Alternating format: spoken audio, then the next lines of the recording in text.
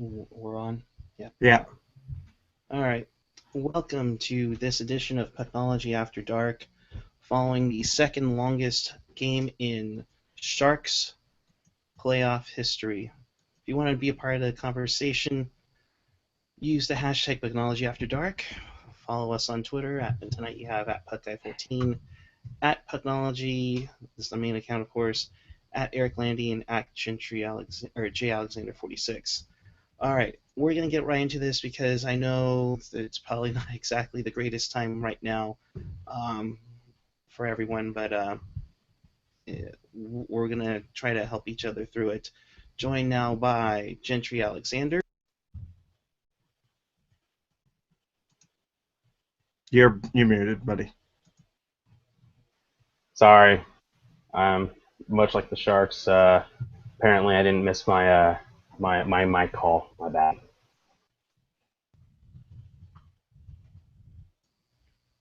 Joining also Eric Landy. Hi, bud. Oh man, this is tough. This is tough. Yeah, this definitely changes the series for sure. Even if they didn't pick it off, it would have been even if they lost in regulation, would have helped a little bit too. Nonetheless, all right, guys, let's talk about this one. San Jose got off to a rough start, down 1-0. Bernsey comes back with a great comeback goal. Then Nashville comes right back at it. It's 2-1, and then all of a sudden, Sharks tie it up, and things look good when you got it, make it 3-2. But Jen, you noticed something on the game tying goal with who was James Neal. Yeah, Logan Couture clearly wasn't paying attention because he missed his assignment with James Neal, and James Neal was just left right there with the rebound, and it just goes past Jones, and we got a tie game, and it goes into overtime and overtime again and overtime again. All right. Let's. I mean, honestly, let's talk about this. The defensive zone coverage tonight was piss poor. Okay, I have not seen Vlasic play that bad in a long time. Yeah. He was not good tonight. I did not like Pollock's and Dylan's game. I mean, they had a couple of game-saving stick tie-ups, but they were not moving their feet all that well. Braun, kept shooting pucks. I mean, how many damn times do we have to see Sharks defensemen shoot it into Nashville players? I mean, we saw it after over and over and over and over again. Yeah. It's. I mean, the only one that was getting shots through was Bernsey because he moved laterally. Did the guys forget how to do that or something?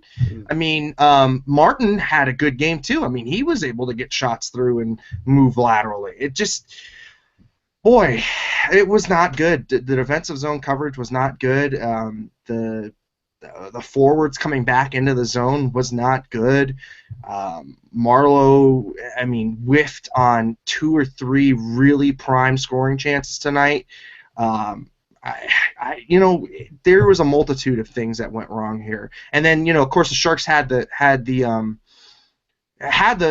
winner. They had it all wrapped up. They had 5 minutes left. Just get out of the period, and you're up 3-1. Instead, now you're going back home, and it's tied 2-2. You've just gone into triple overtime. You know what, guys? Like, I hate to be Debbie Downer about this, but this is the kind of shit that loses you a series. Yeah, absolutely. Go ahead.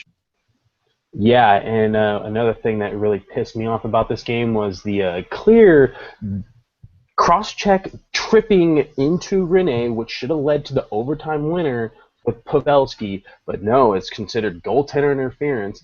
But yet, how can you control if you're getting cross-check tripped? Like, what does Pavelski have to do? Like, somehow dipsy doozle and, pull a Kenny Wu out of his ass and score the goal? It's like, what the hell is this? I thought this was, NHL hockey, not the fucking Mighty Ducks. No, you know what though? The officiating tonight was piss poor.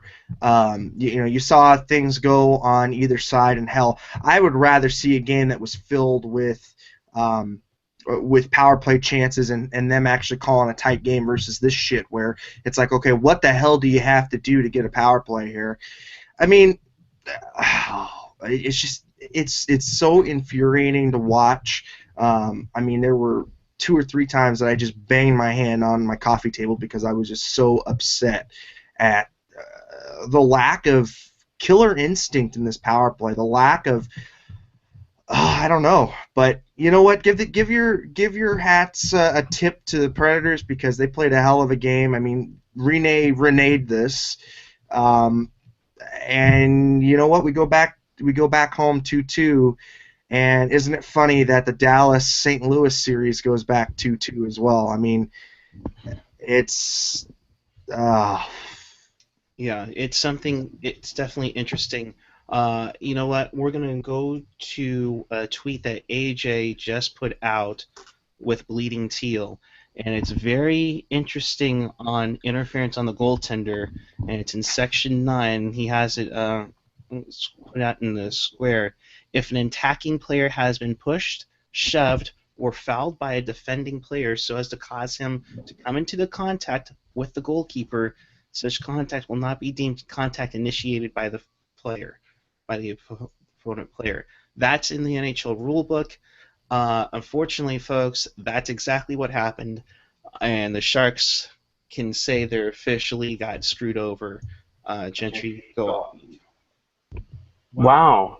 Tell me if you've heard this one before. Is that the Sharks got screwed over in a crucial game in a playoff series? Say it ain't so. And are the refs just going to come out in a press conference tomorrow and say, we're bad because, clearly we were too busy, oogling at Carrie Underwood's boobies. Joe, we're not going to be, going over this non-overtime goal.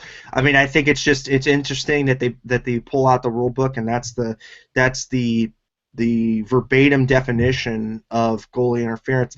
But you know what? We've seen that play before, and we've seen it where it has not been, or where it has been called goalie interference before. I think there's been multiple times that Tommy Wingles have gotten a goal, taken back because of a goaltender interference. So you know what? In my mind, that wasn't the backbreaker. I mean, the backbreaker was that last power play. The fact that they could not bury the power play and they just gave the momentum right back to Nashville.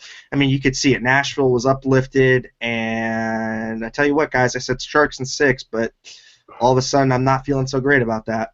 No, and that's the sad part, is now you've let them back into the series, you've given them the momentum going into our tank, and as we all know, when we come back after a really bad road trip, we tend to suck.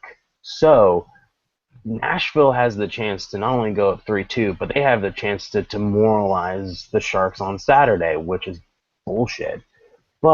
And we all know, and I hate to pull out the tinfoil hat, but we all know if it was Crosby that got cross-checked, tripped into, let's say, Holtby, and he somehow got the puck into the net, that would have been a goal, overtime winner, game over.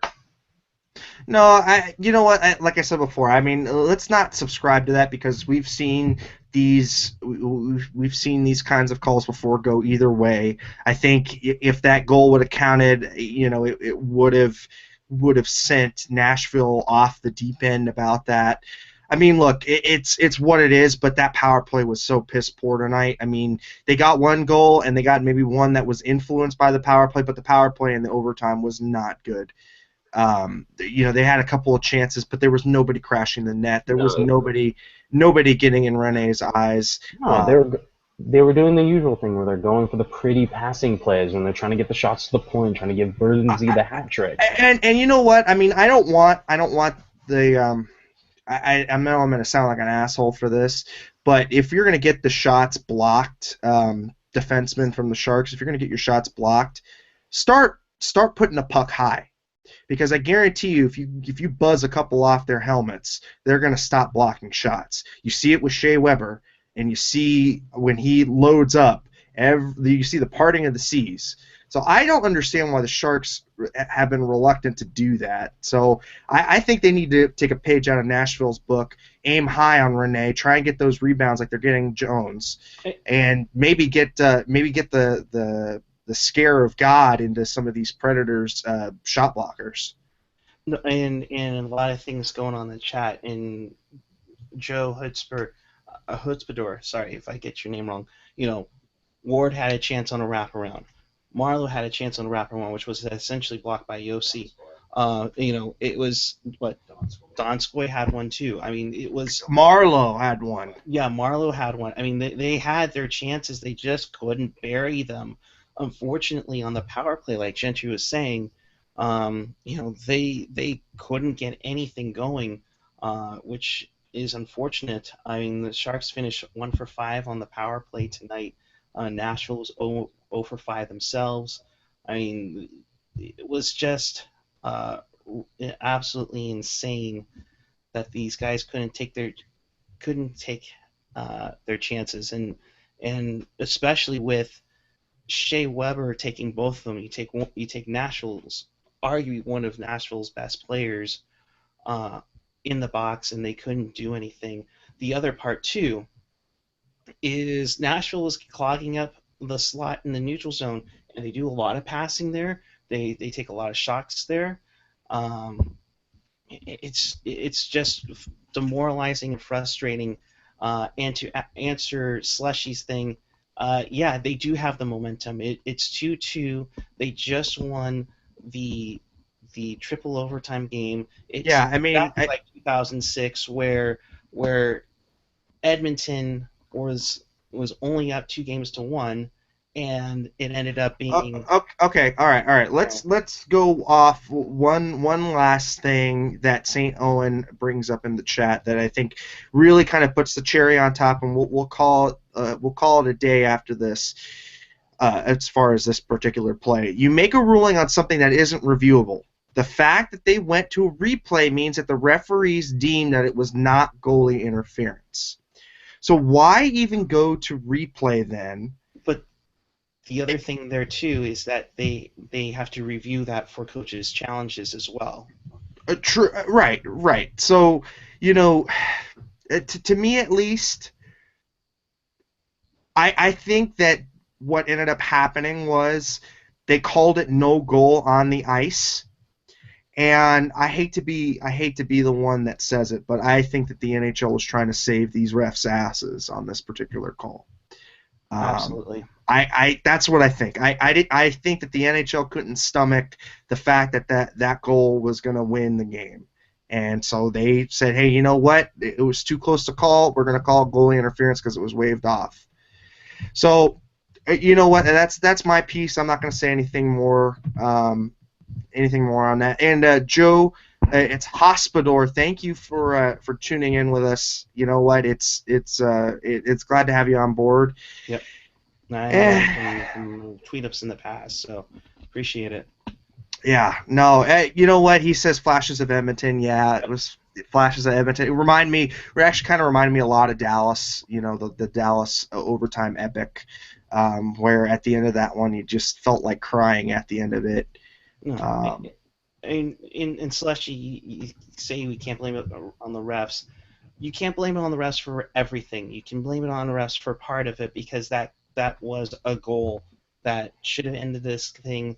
They should have already been halfway to San Jose right now. But they also blew their chances in overtime, like we said. The Ward backhand, the Marlowe backhand. I mean, it's just yeah. I mean, Jones made some unbelievable saves, especially in that third overtime. Yeah, no, I totally agree. I mean, I think the Sharks found a way to lose this one, unfortunately. Yeah, you know what? And you can't blame Jones for it because no, Jones was the only one in this overtime that was actually doing something while the Sharks were playing lackadaisical. Well, the farther it gets into the overtime, the more momentum we don't have. Because I was seeing this, I was like, man, I'm having a sense of deja vu. And you guys bring up that Dallas epic, and I'm like, this is starting to feel like that. Because and it was Nabokov making save after save, and I kind of felt like he was just looking at the team, just going, guys, help, Yeah, and nobody was. Nobody agreed. was. Everybody was. Their minds were they were already on the plane. Yeah, I mean, everybody's pulling up. Jones has terrible rebounds. I mean, look, I mean, Pecorine has terrible rebounds. You know what? It happens. I mean, you get a 95-mile-an-hour puck going on your blocker. Don't tell me you're going to be able to glove that down because you can't. So, I mean, there's going to be rebounds. I think his rebound control has been better in game 1 and 2. I'll agree with that. But it still wasn't what cost them the game tonight. What cost them the game tonight was their lack of defensive coverage in their own zone. You know what? It's the forwards not coming back to help out enough. It's Logan not tying up James Neal. It's Vlasic not tying up the two Predators that were right in front of the goal when they got that rebound goal. I mean, let's talk about Vlasic tonight, guys. He looked a half step slower, and his reaction time was horrible. Yeah, he did not have his I, best game, I'm, probably one I'm of his worst thinking playoff games. I'm thinking he might have a concussion after that Shea Weber slap shot, because remember how Thornton, after he came back, he looked very slow. His all of his facilities weren't there.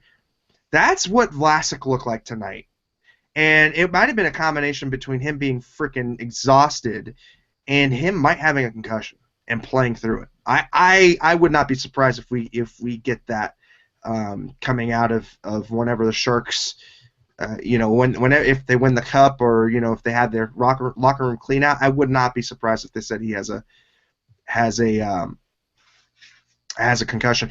OMG, it just hit the visor. Slushy Jake, you try taking a 100-mile-an-hour slap shot off your visor, and you tell me if you get a concussion, okay? Dude, whenever you get an impact, even on a helmet, it scrambles the brains. It's like the yolk is starting to get, moved in there. CTE happens because the brain hits against the skull, and so it creates the little fissures. So it's not uncommon to have a concussion. Like, what if a guy, takes his helmet and goes into the boards? You can still get a concussion from that. Yep, absolutely. I mean, I've taken slappers to the head when I played, and it's not fun. And granted, that's probably like 25% less speed, and it still hurts. So it's not gonna feel good at all. No, Um, some other people were saying that he looked like he was limping around. He could have re-aggravated that MCL sprain, or the MCL sprain, and it wouldn't surprise me if you got that, if you see that too. Of course, I mean, these guys are big boys. They're not going to go out. I mean, and I'm sure Vlasic would have played. Had he had to have come back earlier, he would have. So I don't think that we're going to see any lineup changes that way. But you know what, guys? I mean, that Brendan Dillon Pollock pairing was horrible. I mean, I was clinching every time they were on the ice. Same with us. I think with the fourth line too, it was uh, very concerning. Although, like we said earlier, Vlasic didn't play his best game. Braun was okay. I mean, Martin and Burns, I think, were the top two guys on the ice tonight. It's just trying to find it here. Martin 41-44. Dillon played 21-58. I mean, that's kind of telling right there. Pollock 26-14. I mean, but here's the other telling stat: Mick Spalling 20-46.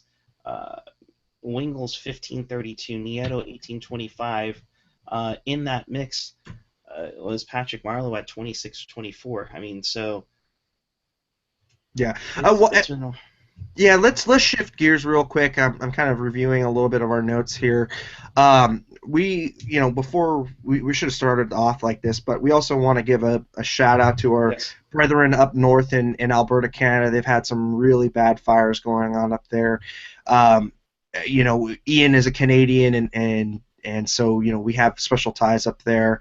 I've had family that lived in Canada and had property up there, so we have some ties back to Canada, and we just want to give them our prayers and our thoughts. If you guys want to help out, you can go to redcross.ca and help donate to the people affected by the wildfires in Canada. And we've got Puck Guy with website up. Yeah, it's redcross.ca. That you can just click on here to help out, or I think you can even call them toll free. I think you will be able to use your phone number through there. Yeah, Fort McMurray, which is north of Edmonton, has been dealing with a lot of fires, a lot of massive firestorm. In fact, I think at one time we've been told that they had to relocate the emergency shelter as well. It's just been that bad. So all the best to our friends and up in Canada, in especially in Alberta. But if you have some money that you can donate, by all means, please do. Back to you, Landy. Yeah, no, I think like Buckeye said, you know what, we've got ties up there, and we all wish them the best, and hope for some relief for Canada. I mean, like kind of going back to the game, I guess circling back. I mean, if the Sharks can take solace in anything, it's maybe their play in those overtime periods. I thought that they carried play for much of that whole sequence of overtimes. You'll like that, so maybe they can go in, back home and take some of the momentum from playing well.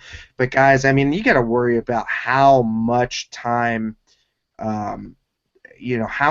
this just took off everybody. And I mean, I don't know if it affects Predators players more because you had Weber out there almost playing an entire game's worth of minutes, but I just, I don't.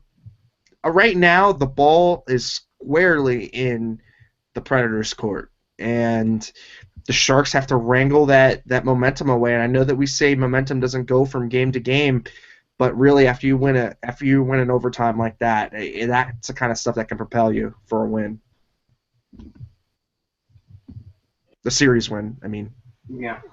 Yeah, and I think a lot of it, what you have to look at is, they started off the series with gangbusters. I mean, I was surprised by how well they started off the series, taking a 2-0 series lead. But then in the back of my mind, I was like, you cannot let them get back into it. You've got to beat them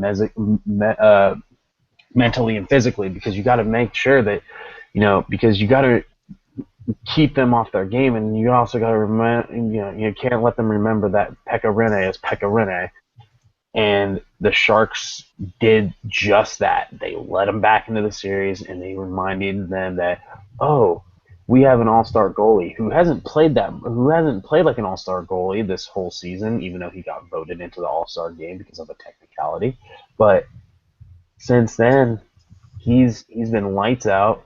The Sharks need to I don't know what it is they need to do. I don't know what needs to be said. I don't know who's going to be the one to stand up and say, listen, the series is even, but we got to play it like it's another game one, Yeah. and they have to pull off whatever, like whatever it was that got them through that LA series. They need Yeah. to find that again. They need to find that emotion and get back into this. They need to sit there and say, we've come this far. We're not going to go down to the second round. We're not Washington. We came in with no expectations, and now it seems like the Nashville Predators are playing the Sharks game better than the Sharks are. Is that they came in with low expectation, and guess what? Nobody expected them to beat Anaheim, and this is what's happening: is that they go down, and Nashville kept fighting. So you cannot give Nashville, any chance to get back into this. I know, and you know what? I think AJ brought up a very good point. After the end of the LA series, it was going to be tough to get up for Nashville, because it's like, look, you don't have a strong rivalry with them. There's not really a lot of emotion there, and they spent a lot of emotion trying to get over LA. And you just gotta wonder, was that their Stanley Cup final? Was that them beating their beating their demon back? No, absolutely. And you got to credit. I mean, as much as we talk about the Sharks, and yes, we're a Shark-centered show, but credit Nashville. I mean, they've pounded and pounded. They got on them early. They 49 seconds in. 49 seconds in. I mean, that just tells you that the Sharks weren't ready to go tonight. Yeah, and they were playing lazy. They were playing slow. I mean, yes, this is their second game outside the Pacific time zone in well over a month, and it showed. It really showed. Not to make excuses, of course, though. They have to be ready for every game. And let's be honest, a 6 p.m. face-off, you should be relatively up for that. It's not too big of a difference um, in for the Sharks. Oh, I love Jamie. It should have been a good goal. You can't call goalie interference during video review, but that's what Yeah, I happened was tonight. reading. Yeah, I was just gonna say. Here's a tweets from Jamie Baker. He's like, "Here's my take on the non-goal. The call on the ice by the ref was Pav's glove the puck. I saw the ref's hand signal. This is what the initial review was. Then they changed the review criteria to goalie interference. Replays didn't show the ref's initial call on the ice. I don't have to dispute whether or not it was goalie interference or not. That was Wow. not the call on the ice. Should have been Okay, a good goal." okay. Just a quick little tidbit. And this comes from Hockey Jerk and Chris Edwards at Sharks Prospect. If you guys don't follow him and you guys like to hear prospect news, he's awesome. He's at Sharks Prospect on Twitter. First start of the game is Eric Furlat. The Sharks are now 0-8 when he officiates a game in the past 2 seasons. 0-8. Now, I don't like putting a lot of stock into officiating stats, but I've always had my little tin hat conspiracy against the French Canadian officials because they're just a different breed. And Eric Furlat. I mean, come on, guys. I mean, 0-8, really, really. Yeah, it's kind of like how Kelly Sutherland was the ire of the Vancouver Canucks a few years ago, to the point where I think their coach Alain Vigneault was called for a penalty like that, and it was a huge question about that.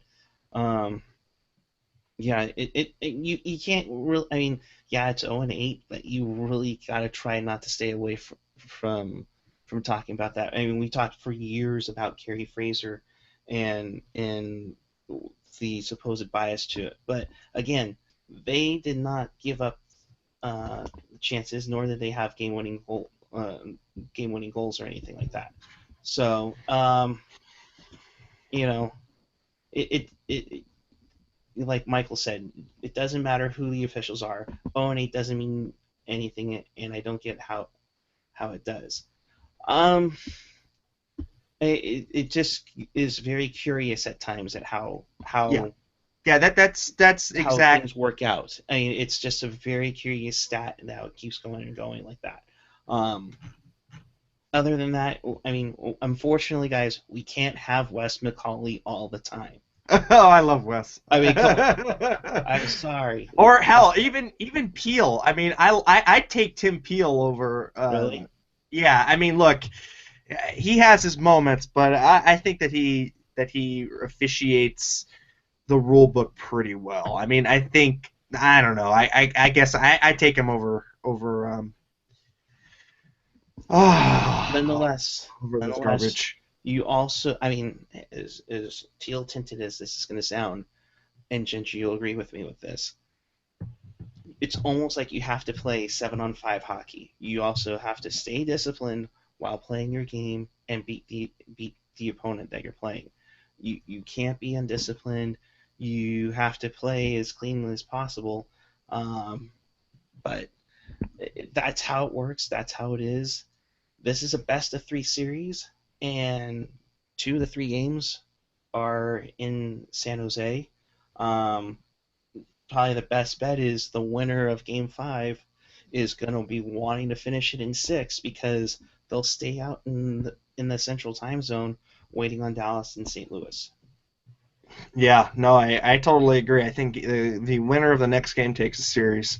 I hope to God it's the Sharks that win this, and I hope that they prove that they have more of a spine than they've had in years past.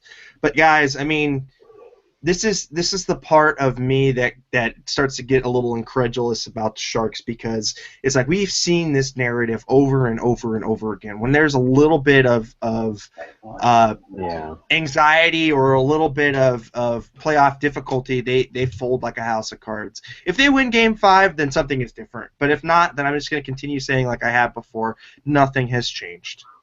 No, I think here's my biggest concern is if we get lucky and win this series, and let's say the Dallas and St. Louis series ends early, um, that's going to spell very much a disastrous opponent for the Sharks, because here, if we don't end it in 6, and let's say Dallas ends the series, we're going against a fast team that can score from anywhere, and they'll put Niemi in net, and he will shut us down because that's so Sharks. Or we'll go against St. Louis, and St. Louis is very physical, and they will just dance around us, and just we need that rest. We need to give we need to give Thornton and Marlowe time off to just relax and get ready, because what else are we going to do? We're going to get beat up mentally and physically, all in the speed game next series. So they need to get it done soon. Yeah, I know, and Laurel. I mean, Laurel's saying burn it all down. I don't think. Look, I think we all picked the Sharks. Or at the beginning of the year, we said the Sharks are probably going to be a bubble team. They'll make the playoffs, and if they win around, then that'll be good. I mean, so are we talking about house money here that we're playing with, or do we actually think this team is a contender? I mean, I think we all wanted to see them as a contender, but I don't know. I just the doubts are starting to creep back in again. Well, it's a little difficult to be a contender when you play an early round against LA and the refs steal a goal from Hurdle, and then tonight you play a game and the refs steal yet another goal from you. Even Wisniewski or Wazinski, whatever the guy's name is, he just tweeted out that he had spoken to several quote-unquote neutral hockey people, and every single one of them said Pavelski scored the goal tonight. So I don't know what the Sharks have to do in that regard. And I got to tell you, it physically, it makes me like physically, like I want to throw like a newsstand through a window when I see this type of complete incompetence on the side. Now, if it's a case of like, well, I've seen this in earlier calls where it's like, hello, Game 3, where it was a case of when Neil lifts Donskoy's stick into his own face, and Donskoy has to sit in the bench for 4 minutes for a 4-minute double, and we talked about it after Game 3, and it was kind of like, that's one of those calls, it could go either way. Tonight, it was not a call that could go either way. Every single person that is quote-unquote neutral, even the guys on NBC, Wazinski, several well-respected people, all of them saying that the refs botched it, that Pavelski scored in O. I think been the game is what really, really just pisses me the hell off. I think you're speaking for the entire, Sharks fandom there. I mean, look, that's not even a teal-tinted glasses perspective. Like right, I said, no, exactly. These are several respected people that have no dog in the fight. Okay, all right. All right. Let's it on the head. Go ahead. Let's talk then. Okay, if we're gonna open up this rabbit hole once again, which I was trying to steer the ship away, but hey, you know what? If we're gonna go back there, I guess let's cover it. Then, if it went to Toronto, right, which we all saw that it did, and they have the rules right in front of them, and they're reading section by section, how do they not overrule what's on the ice? I don't understand why Toronto is even in the picture if they're not going to do their jobs. We've seen this over and over and over again, but Well, it's because it's big. they're on the East Coast, so they were asleep. I don't get it. It's like let's just take the subjective calls out of the refs' hands and go straight to Toronto. Then if this is, if this is going to be a continual issue, well, why bother? They're clearly not watching. I don't get it. Why even have a freaking war room or situation room or whatever the hell they want to call it? Why have it?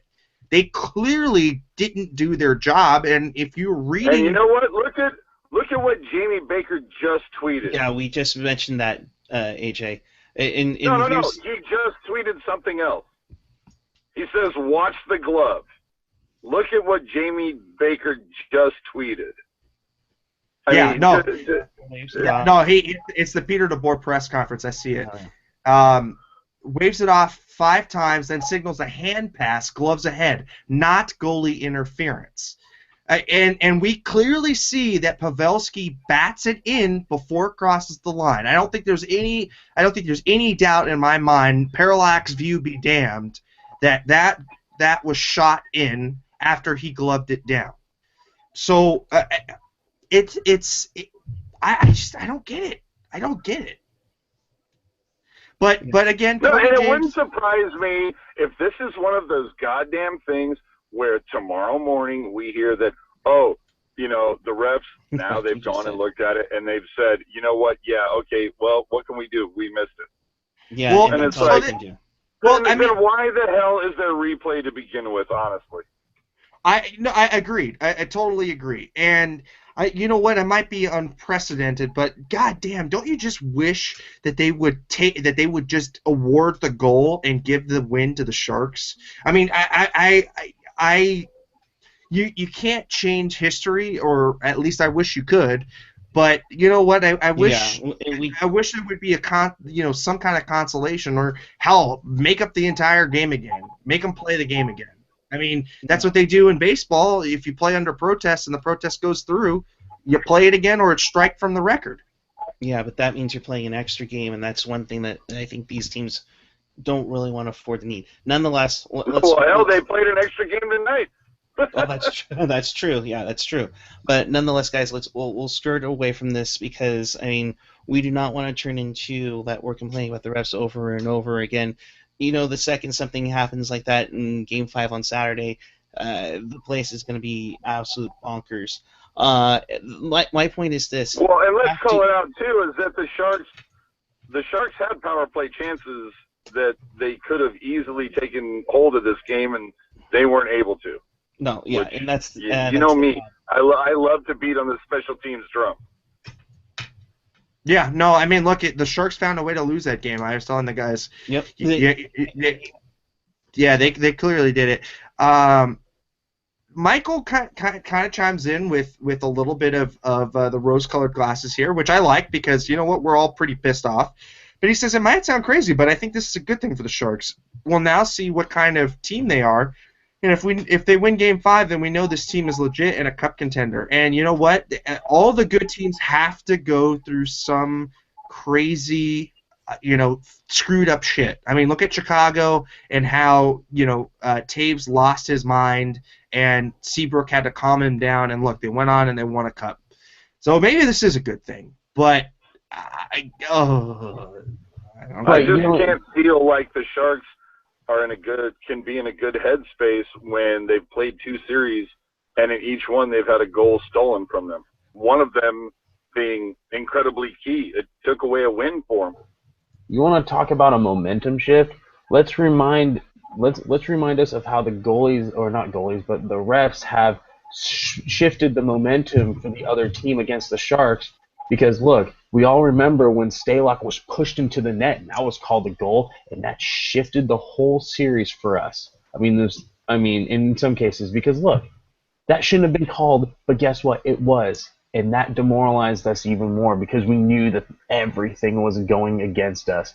But the fact that if it's gonna be fair, then let it be fucking fair. That should have been a goal or whatever. But then, if you're gonna look at it from there, My the thing that really irks me is that the refs won the game for the Preds tonight. Okay, Mike Leake has a good sarcastic question. How can you tell, or how do you tell who's a real Sharks fan? They're the emotionless ones. Been there, done that. This is nothing new. Yeah, you know what? Yeah, you tell Come a real on, Sharks Mike, fan, you they know all better. carry a receipt of purchase in their pocket. No, you know what? Like I have lived and died with this team, and like after a while, I should know better than to invest all the emotion that I do into these games, but I still do it, and that's part of the fun of the games is that it's something to pour your emotion into. But still, I mean, it's like I No, have been. I've been telling everybody that if this team, not this particular team, but the Sharks in general, when they win the cup, I will literally bawl like a girl. Sorry, not a girl, but I will just bawl like a baby because it will be so much heartache that I have endured, and then to watch them get over the hump will be the greatest thing. No, But it will be an amazing buildup of emotion that is finally able to get released. I totally understand you, and I'm totally in the same boat with that. But the what we witnessed tonight, it was just mind numbing. I mean, you saw a cross check to Pavelski in the first 5 minutes, doesn't get called. Marlowe is held in the corner, that doesn't get called. And when I saw both of those, I was like, oh, okay, cool. This is gonna be one of those games that is where they kind of just swallow the whistles and let them play. And I'm fine with that if that is the way that it rolls throughout the entire game. But unfortunately, that's not what we saw tonight. And that's the thing that just drives me, batshit crazy, is to see that essentially this game was won in the overtime, in the first overtime, not in the third.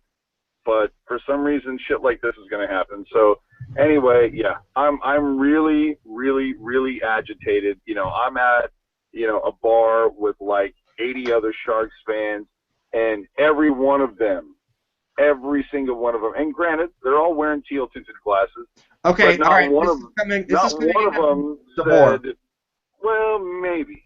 We've got You know, we've got some stuff coming in from DeBoer, and this is what he was told by the officials on the ice. He says the explanation that he got was that they ruled he did get his stick on it before it crossed the goal line, so it was a good goal from that point of view. But that he made incidental contact with the goalie. That's why they waved it off. I don't understand. I guess incidental contact is your cross-check from behind while you are in the air and you have the opportunity to stop. I guess that's what it is. You know what? That rule has been clear as mud to every coach in the league all year. So why should it be any different tonight? Oh, okay. So so I get it. So I'm like going towards the goaltender. I'm going towards the crease to try to get a goal. I'm putting on the brakes, but the opponent behind me cross-checks me into the goalie, creating goalie interference. Okay, yeah, sure. Yeah, seems But legit. no, not even Sure. that. He was cross-checked, and then he was tripped into Rene.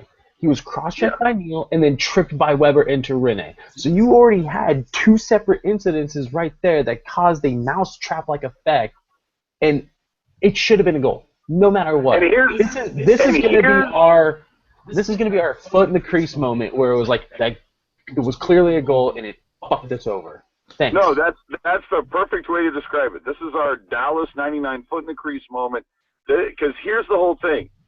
If you're going to say, okay, you know what, it's no goal because of the goalie interference. Okay, and they went and they looked at the replay to see that, oh, okay, this is the reason why it was no goal. Well, I'm pretty goddamn sure that if you looked at the replay, you saw Pavelski get tripped and cross-checked into Rene, yet you didn't call either of those damn penalties. At the very fucking least, the Sharks should have gotten a goddamn power play out of it. Yeah. All right, Eric, we're going around in circles now. Take us home. Yeah, guys, we can't let this get to our heads. Kind of like the Sharks. If the Sharks are a different team, if the Sharks are the team that we think they are, they have to have a mentally and physically be into Game 5 without any repercussions of Game 4 or the past series or anything in the past, whether it's Horcroft's overtime goal in 2006, the Rive puck over glass power play goal that Detroit won, whether it's the Brian Campbell penalty in 2008, whether it's Stanchion. stanchion, or it was 3-0, whatever.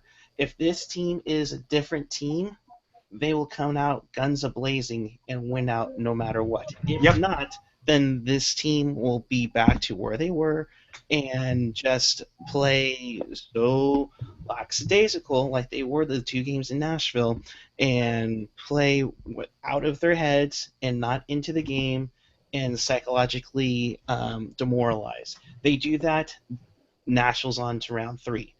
If they can come out guns a-blazing, essentially tonight, if they can get a goal first minute in the game and get the crowd going in San Jose, that's going to be huge for them. But if they let Nashville get in early or let them get the first goal, then it's going to get in their heads. And trust me, the last thing this organization needs right now is to fall behind in Game 5. Yeah. With that, I'm going to wrap this up. I got to go to bed. I know Gentry's got to go to bed. I know Landy needs to go to bed. I know AJ's got to get some rest. Make sure you subscribe down below. Make sure you hit up Pucknology.net for everything else tonight or tomorrow. We will be back with you after Game 5. Gentry and I will be at the Shark Tank for that game. Until Saturday night, hang in there, Sharks fans. We're about to get crapped upon by Twitter and everybody else. But we will survive. We always have. Until We're not going to lay down and die. No, I. We will survive. That's right. Hey. And until then, keep it real, keep it fresh, keep it real fresh.